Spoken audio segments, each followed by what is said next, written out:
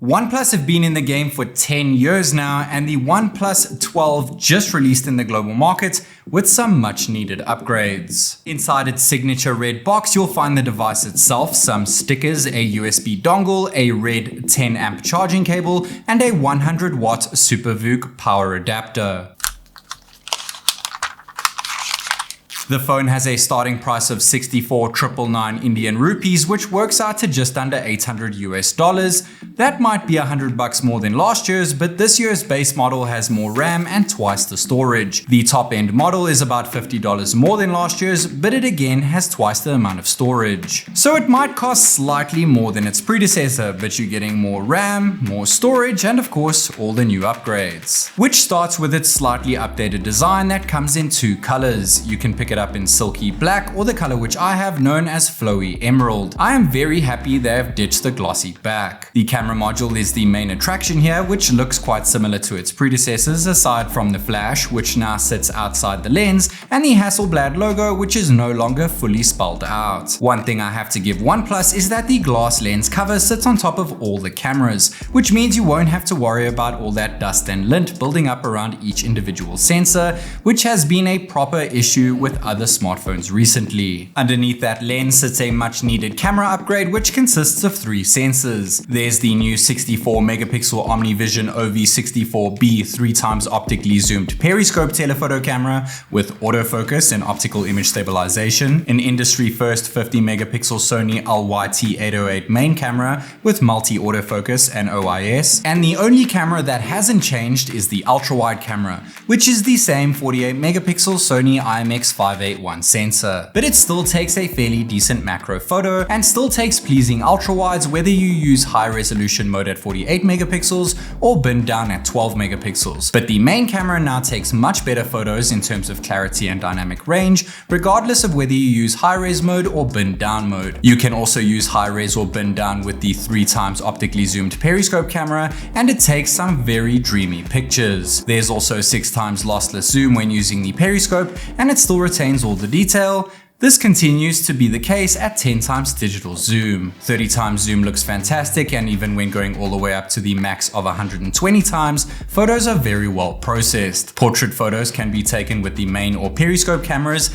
and detail along with blur and edge detection are very near perfect. The main camera can also shoot great portrait video, though it's capped at 1080p 30fps. Dolby Vision looks great and can go all the way up to 4K 60fps, but 8K video is limited to only the main cam and is stuck at 24 FPS. Slow motion video comes out more than decently, but if you opt for slower 480 FPS, the resolution drops to 720p. As with most flagships, the OnePlus 12 can shoot continuous 4K 30 FPS video, which allows you to seamlessly switch from the ultra-wide to the main to the periscope all the way up to 18x digital zoom in one single video. But unfortunately, this cannot be done at 60 FPS. Ultra steady video is still around and is still limited to the ultra-wide and main cams at 1080p 60 FPS, but it's not really needed since they are all quite stable without it, and all three sensors can shoot at up to 4K 60 FPS. The periscope is quite wonky, but the main and ultra-wide are very stable, and the main no doubt takes the best recordings. The same can be said at night, with the main taking the lead here, but for some reason the device reverts to the main sensor when shooting 3x zoom video at night,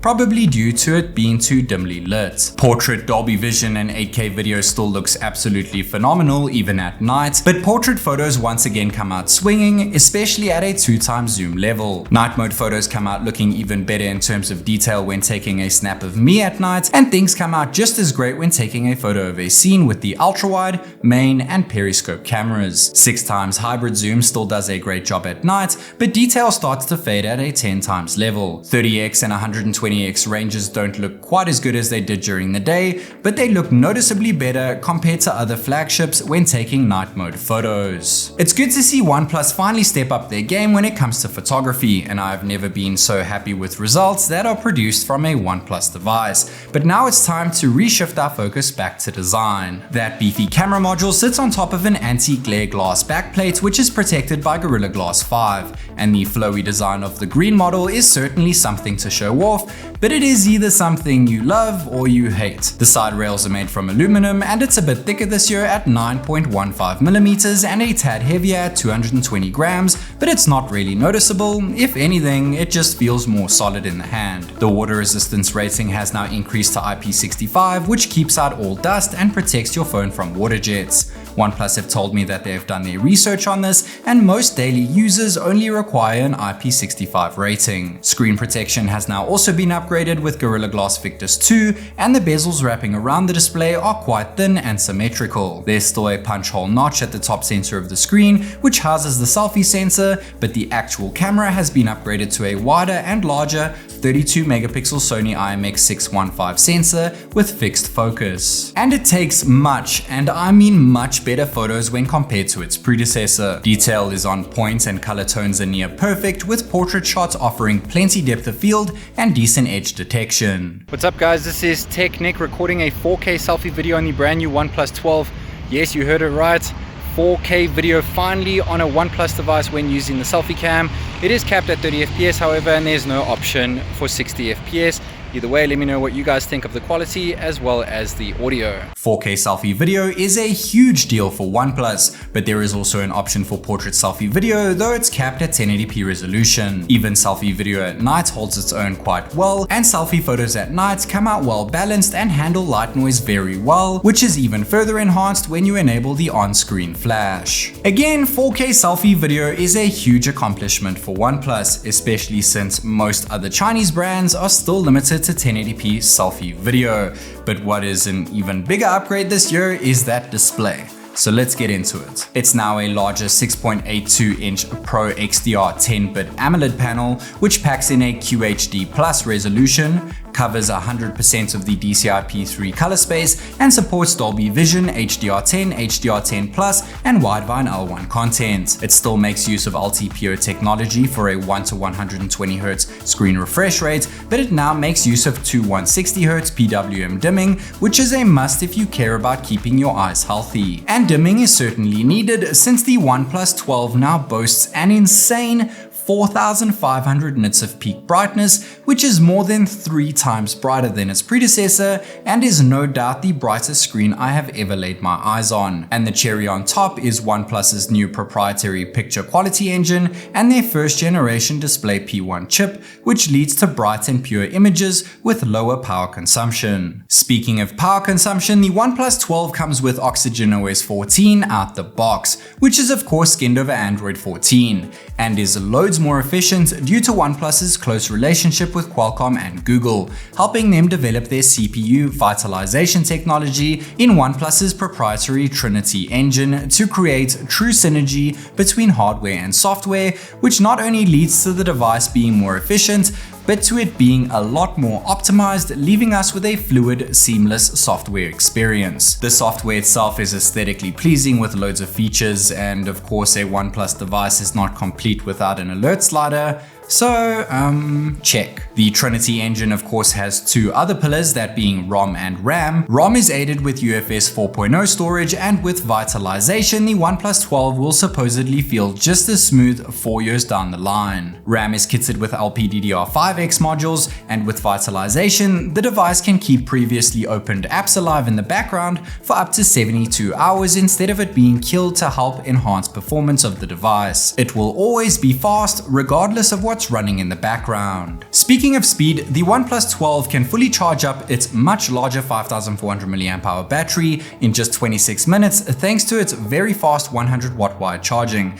and OnePlus have indeed listened to their fans this time around, as they have added back in wireless charging at a whopping 50 watts, and to keep things cool is a new dual cryo velocity vapor chamber cooling system. This new cooling system will not only keep your phone cool while charging, but also while running the new Snapdragon 8 Gen 3 chipset, which powers the OnePlus 12, and as expected, it destroys any benchmark test you throw at it with flying colors. But of course, benchmarks aren't everything, and I'm happy to say this new flagship is a proper powerhouse when playing games.